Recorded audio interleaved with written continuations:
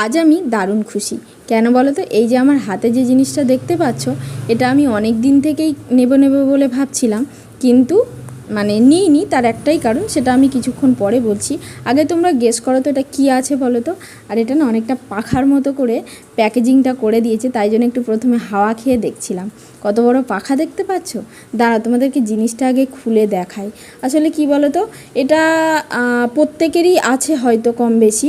আর যারা যারা নতুন কাজ করছো বা আমার মতো যারা ধরো 6-7 মাস কাজ করছো, তাদের হয়তো নাও থাকতে পারে। তো আমি বোতলে বা মগে বা কোনো একটা জায়গাতে হেলান দিয়ে এতদিন যে তোমরা রিলসগুলো দেখে এসছো, আমি বানিয়ে তো ছাড়তাম। তো অনেক দিন পরে চিন্তাভাবনা করলাম যে রিং লাইট একটা অবশ্যই প্রয়োজন। তবে আমি ভেবেছিলাম যে রিং লাইটটা যখন আমি ফেসবুক থেকে কিছু আর্ন করতে পারবো, তখন আমি রিং লাইটটা নেব। তো এখন কিছু করতে পারছি, যার কারণে রিং লাইটটা নেওয়া।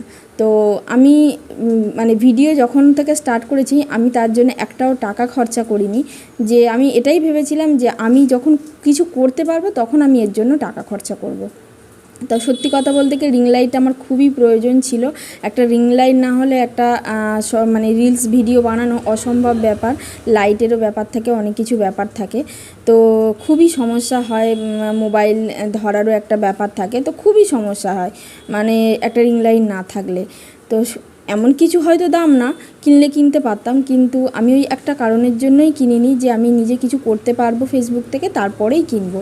আর সত্যি কথা বলতে কি, এই রিং লাইটটা পেয়ে এতটা খুশি হয়েছি না, এটা বলে বোঝানো যাবে না। যারা ভিডিও বানায়, যারা নতুন কোনো কিছু ভিডিওর জন্য কেনে, তারাই একমাত্র এই ফিলিংসটা বুঝতে পারবে।